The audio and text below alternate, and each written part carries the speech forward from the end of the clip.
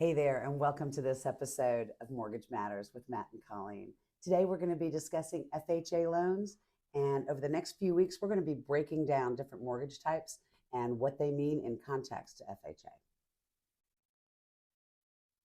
So, Matt, we know that FHA stands for the Federal Housing Administration. Correct.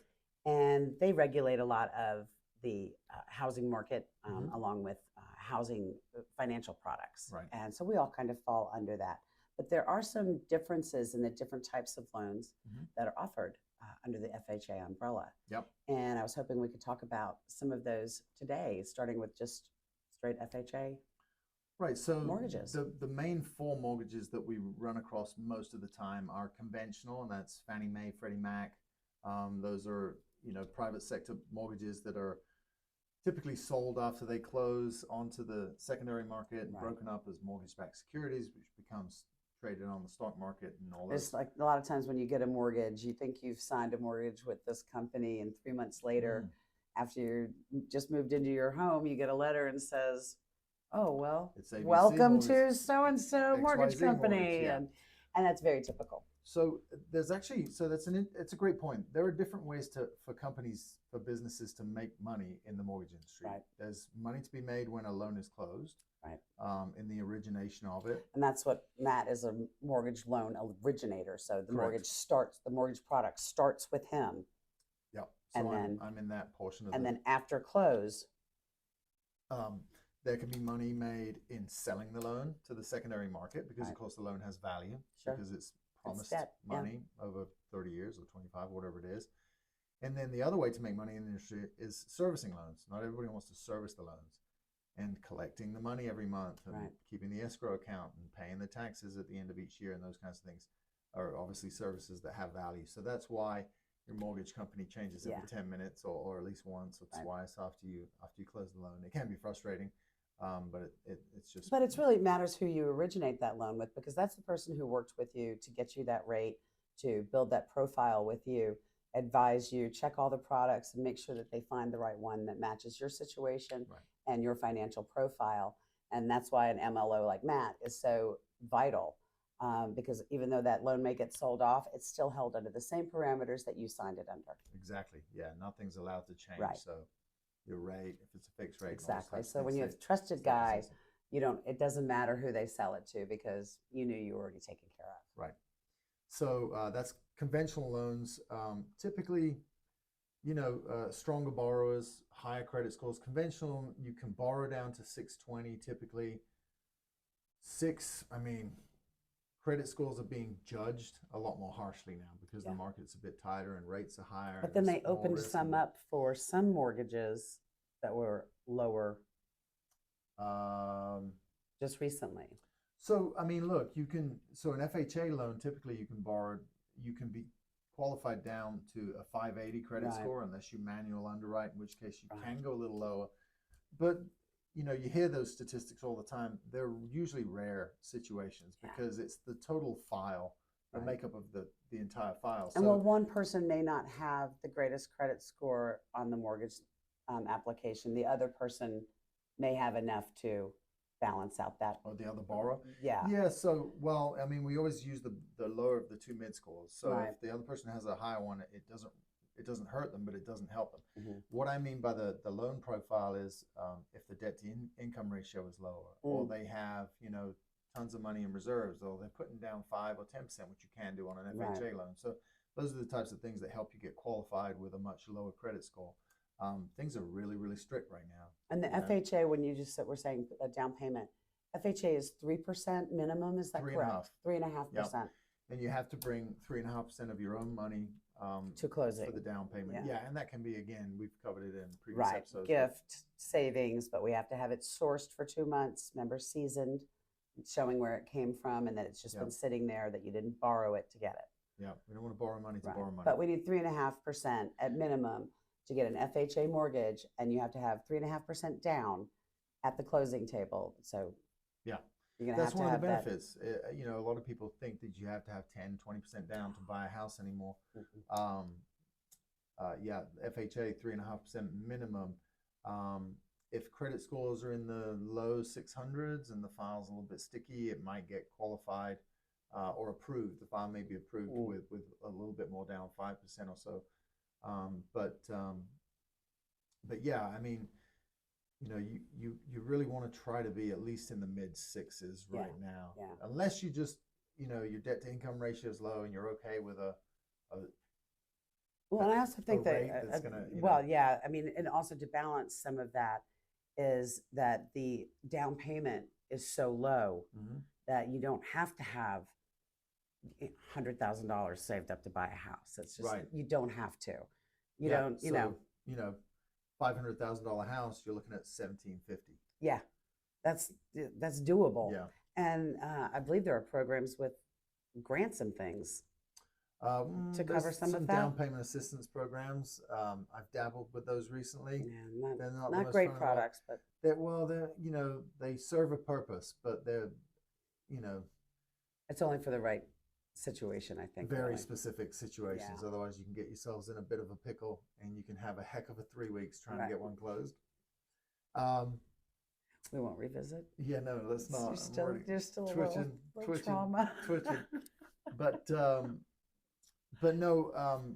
So yeah, you can receive as much as 100% of the down payment and closing costs as a gift.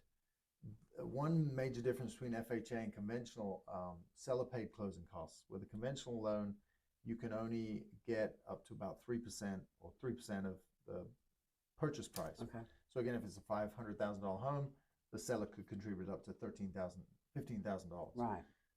With FHA, it's up to 6% of the purchase price. So yes, that's another great benefit of an FHA. Great benefit, yeah.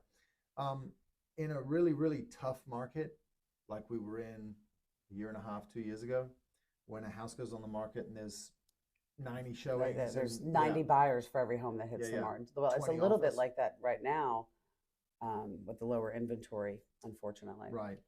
It can be tricky. FHA loans are people kind of prefer cash. Yeah. Conventional, FHA, maybe VA, USDA. Yeah. For various reasons, it can be looked at as a not so qualified borrower with less money coming to the table. But that's why you need to get a good pre-qualification. Yes. And a loan officer that's happy to talk to a listing agent. I've done it numerous times where they'll call, I'll make sure that they know they can call me and reach out. Right. And I can go over how the borrower was pre-qualified and that we've collected all the information that we know. Make sure that deal gets to the table. That we know for a fact they're going to be able to close unless anything drastic or unforeseen happens. Right. And that can be some good peace of mind, obviously without giving up any personal financial information. Yeah, so that's one major benefit of FHA is the ability for the seller to contribute closing costs up to 6%. Down payment is the down payment 3.5%. Yeah, that's a great savings right there. Conventional, you can put 3% down as the minimum you can put down. And if you're a first-time home buyer and your income is under X amount of dollars and you have a 700 credit score or more, you can qualify for some first-time home buyer programs where you're a lot more likely to be approved at 3% down. But first-time home buyer, if you're buying a $400,000, $500,000 home with 3% down, you might not be approved if your debt to income ratio is even close to 50. You may need to have another co-borrower. So there's all sorts of things that sort of going back to the file that I just closed, a borrower's profile is a very intricate thing. And, we can usually work through and come up with a problem, fix it, but it's like playing whack-a-mole. Right, it can be. You fix one, another one pops up over here, bang that, and another one pops up over here. So it's all sort of interconnected, and that's why the approval, those AUS, automatic underwriting system approvals can be tricky sometimes. They can change from week to week if the numbers are tweaked behind the curtain. Right. So a minute ago, you were speaking about FHA and the down payment and that process and how sometimes even in the underwriting, while we're in the process, in the middle of transacting, getting the deal together to get to the closing table, sometimes underwriting, something can happen and your debt to income ratio can throw that deal off. Right. And I just wanted to, I kind of harp on this because before being a real estate agent, I was a banker. But always hammering away at that debt to income ratio and getting those miles apart. When you pay off your credit card, put it in your desk drawer.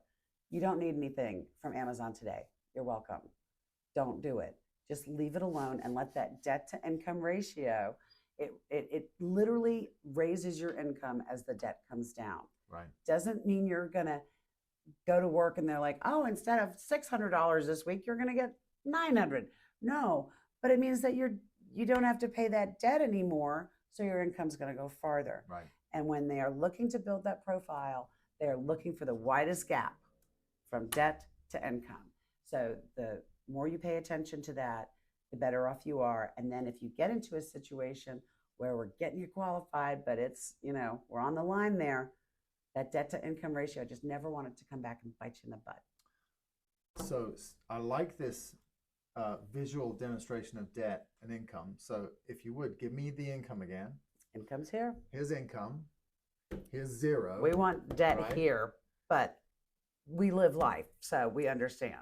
With an FHA loan, you can borrow technically up to 55% of your debt to income ratio. Yeah. So you can borrow, let's say you're making $5,000 a month. Yep. You can spend up to $2,500 a month. Currently your debt's here, so your house payment is $2,500. Yeah. The debt is $1,500 a month. Now your house payment is $1,000, and that's not enough to buy a house. That's right. So it can be that. Thank you for your help with that. You're welcome. It can be that literal. Yeah, and that's why I kind of harp a little bit, mama bear kind of thing. But get that debt down, get it gone. And if you can't pay for something in cash, you can't afford it except for a house. Yeah. Yeah. Or a car. Yeah, well, I'm assuming a major purchase. Hoping everybody has one. Yeah. Get the car before you get the house. Yeah, I mean, look, paying down your debt increases your credit score. It alleviates stress on your income. And it also can prevent a sticky situation when you're in the biggest transaction of your life. Of course. Yeah. But think about it. If you're making X amount of dollars each month and you're spending $1,000, $1,500 on that monthly debt, right. When you pay it down, it's gone. Now all of a sudden you have expendable income, which you can choose to purchase things or save extra. So your score's going up, your debt's going down, your savings are going up, and this is what we want. Yes, it's that debt to income ratio is a very big piece of that. And I just want people to understand how important that part is. I know a lot of people focus about having the right amount of cash for their down payment, but it's really not as important as the debt to income ratio, because cash, like we've spoken before, you can be gifted it. Yeah, I've had borrowers that have lots of cash that don't qualify. That's right. And I've had borrowers with not much cash that do qualify. Yes. You can get it's easier to get the qualified people in the house than the people with all the cash and no other qualifications. So that debt to income ratio, is really, really big. Yeah, and if you get a gift of $10,500 on a $300,000 purchase, FHA, you get a gift of $10,500 from grandma. Yeah. A $300,000 home, you're looking at, anywhere between $7,500 and $8,500 in closing costs. Yeah. Guess what? 3% of a $300,000 home is $9,000. The seller can contribute to all the closing costs. That's right. Grandma gives you a gift. So if you've got good credit and a good there's 19 in equity ratio, right there. You haven't spent a dime to get into the house. And you've got $19,000 in equity. 19. Well, that's if the appraisal doesn't come in high. Yeah. Yeah.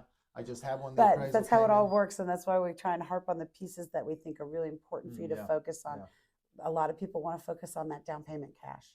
Yep. So FHA is a great sort of first-time home buyer. The one thing with FHA is the mortgage insurance stays forever. Mortgage insurance is a little bit higher than it's going to be if you're a 20% down conventional borrower with a better credit score.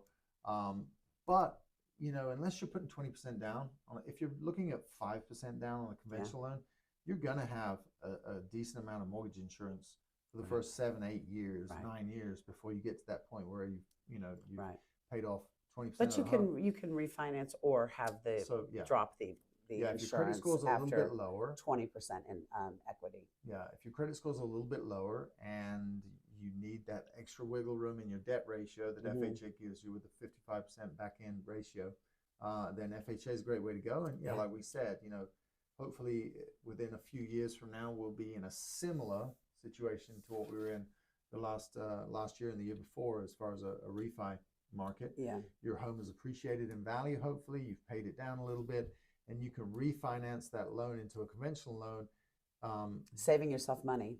Saving yourself a ton of money. There's going to be there's usually a little bit of closing costs.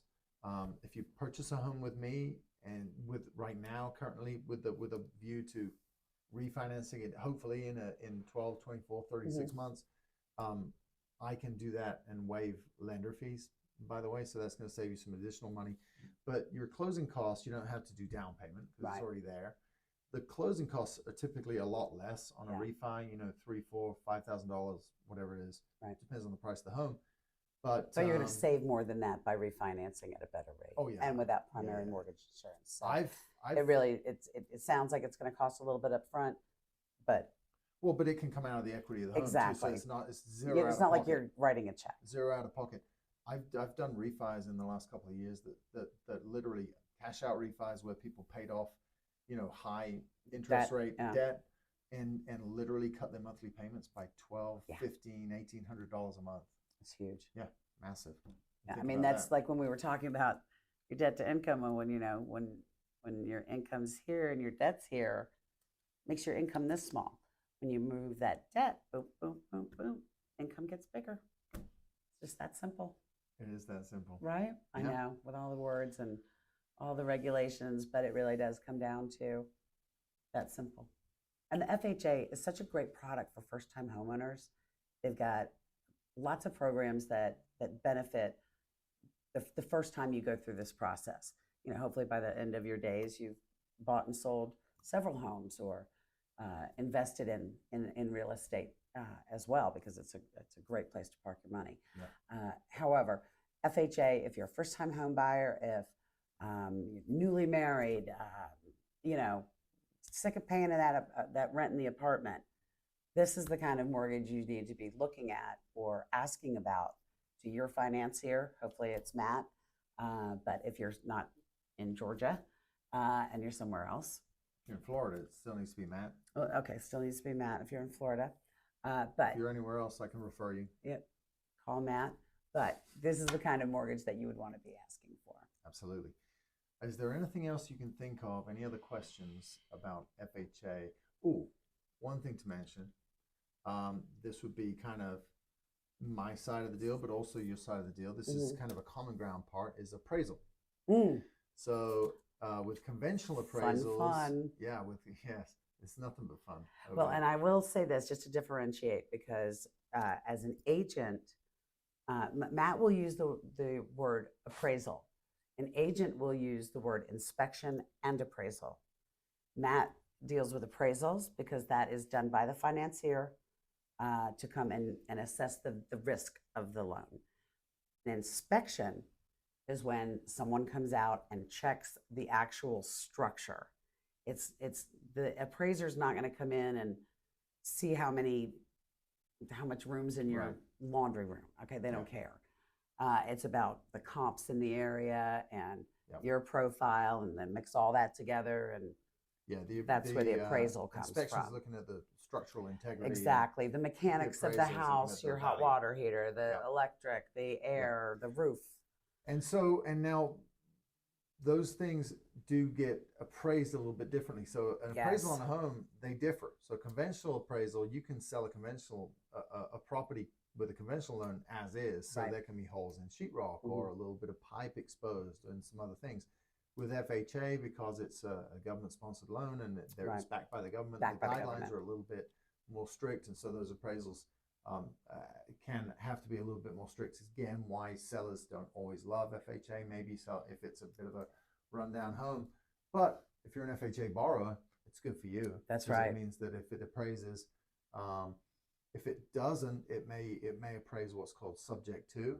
Yes. Hey, the house, the contract's for $350,000. The house appraised at $365,000. Great news. Right. But the appraisal is subject to the seller or the borrower fixing the sheetrock in the bathroom. There's a hole in the wall, and some other things, and then that becomes part of because you're already on a contract. Yeah.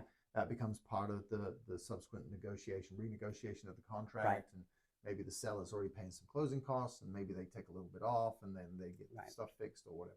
Or they give you another allowance to get it fixed. That's my deal. Your area of expertise. That's why you need to have a fantastic agent like Colleen. Yeah, I'm gonna pluck every cent I can out of them. It sounds terrible, but that's what my buyers want from me. Super important, right? Super important. Hey, yeah, I want them in that house for the least amount of money, but I do want the buyer and the seller to both win, and that's fair negotiations. Yeah. However, my fiduciary duty is to keep as much money in your pocket as a buyer. The buyer wins more. That's right. Exactly. Yeah, you can win by 10 or you can win by 50. That's right. That's right. I've seen it happen. Yeah. Well, and I think there's, Matt was mentioning that with FHA, it's not that it's frowned on by sellers, by somebody selling their house. Not at all. It just means that there's stricter regulations, and it means sometimes there might be a hiccup getting to the closing table when they said they would because of this or that or paperwork. And just when you're dealing with a government program, that's kind of what happens. There's a few more guidelines. It shouldn't really. Right. And I would tell you the one of this, as talking in that, and this kind of a lead into our next episode, is one of the toughest of those, and one that is really hard sometimes to get the deal done, is a VA loan. The appraisal. And we've jinxed. Don't be on a well. Pinch poke, give me a Coke. Don't be on a well. Don't be on a listen. Yeah, no. You got a well? Go to USDA. So that's next. That's the third episode from here, right? Or second from here. We'll figure it out. But the VA loan is like what Matt was saying, and we'll dive into that more because I think VA presents that. Yeah. More so than FHA or even USDA, maybe. Look, it's just details, right? It's just a few extra things to chip away We need you to at. know about it so you don't panic if the VA appraiser comes in and says something wonky. Guess what? That's what happens 80% of the times with VA appraisers. The reason we joked about well water is that if the home is on a well and it's being purchased VA, it literally, the well water has to be tested. Yeah. To make sure that it's not like you can just go, oh, it's got well water and sign here. No, it has. There's other things that go with it, and that's what sometimes holds things up because it's extra duties within the process of the transaction and time. It just takes time to complete those things. Time takes time. That's look, most transactions, wind up being 30 days is a typical general time frame. From contract to close. 28 days, 4 weeks. So. And that's why it's so important to get with a loan officer that pre-qualifies you so thoroughly at the beginning, because coming out the gate, we want to chop quickly as possible. Get all your documentation in, submit the loan to underwriting, get approved, get your inspection done, get the appraisal ordered, get the appraisal done, because once you start getting into well water, being tested and getting test results soil back, tests, and it takes takes radon tests. You never know what they're going to ask for. If you drag your feet at the beginning, right? Now you're stuck at the end and you're pushing closing, and nobody wants. This is another great example of why when people are ready to buy a house, first thing they do, ring ring, I need a real estate agent. Yeah. No. Yeah. The first thing you need is a mortgage. Because I can't do anything unless I know what the budget is. And he's the one who knows what the budget is. So that's your first step, is calling a mortgage loan originator like Matt and talking about those loan products, VA, FHA, USDA, conventional. What products do we have that are going to match our situation, get us into a home for the least amount of money? And then you pull in the agent. Once I have all of that information, I find you the house. So make sure that you give Matt a call first. That's what starts the journey. And we're hoping to give you the information you need about FHA loans, which there's various types. And today we started with just the straight FHA. Next week, we're going to dive into VA. So any veterans in your life, make sure that you let them know that that's coming up if they're looking to buy a home and what they can expect in that loan process. So that's going to wrap up this week's episode with our deep dive into FHA loans. And if you have any questions about these loans or specifics about it, our number's below. Give Matt a call and he'll answer all the questions that you have. Next time, we're going to be discussing a deep dive into VA loans. And there's a lot that goes into it. There's a lot of pitfalls, and there's also a lot of really great benefits for vets. So if you have a vet in your life coming up for 4th of July, why don't you reach out to them and say, hey, if you're thinking about a home, I might have some great information for you going forward that can help you get into it for $0 down. That sounds like a pretty good deal, doesn't it? Join us then. And as always, like, subscribe, and share this with all your friends. So once again, thank you for joining us for this most recent episode of Mortgage Matters.